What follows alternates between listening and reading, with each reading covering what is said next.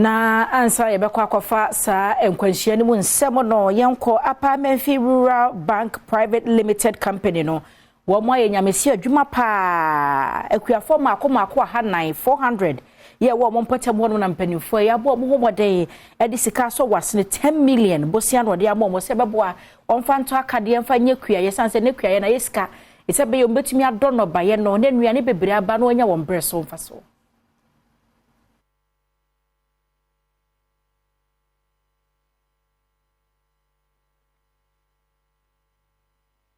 Amenfi Rural Bank ye no ewa Amenfi Central Mensin ne mu wato yamantam ne mu ede wo mu annual general meeting a etoso aduasam yesa ehye so ewa ankwa so na branch mu wo wieye na CEO ede mabangi Ignatius apia otwe ene Adom Kasee ma ne boni etwetwe nkomo no wo kire mu se afie etwe mu no wo musika korabia no ede besia ma ekuafo ahenu 200 na nsofie ewo me ekuafo wo hwese obema mo besia no opegye mu ede aju ahanan 400 wa mananso ho oto aso a kyerɛkyerɛ besia no hyehyɛ emu na sanso so no kadeka ho sɛ adesuafo wɔ mpotane mu a ɔmawofo wɔ hyɛ sɛ wɔ bank ne mu no wɔ hwɛ sɛ obetumi ama mo scholarships na abo wɔ madesua nsɛm mu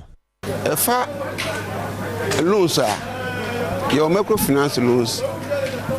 ordinary commercial loans a edimo mo and also oba shares na wo mo to shares no ye won hyehyɛ ma enkola omo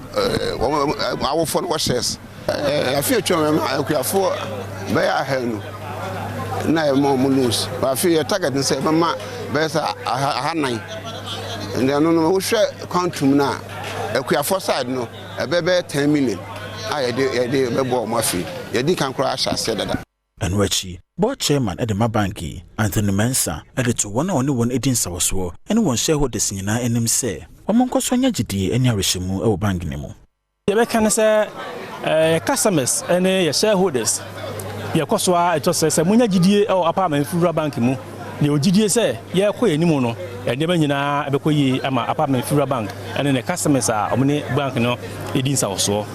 ne krakra no managing director Emma ALB Ipes Bank Alex Kwesiawua enso ka de twa to se afibia no se banks no ye adwuma na se mfaso ba ye momoden se potamu a ye wo no ye de bi so beboa ama ankrankra se bia suku asem apomuden ho asem security police fo ho ni nyina no nkakrakra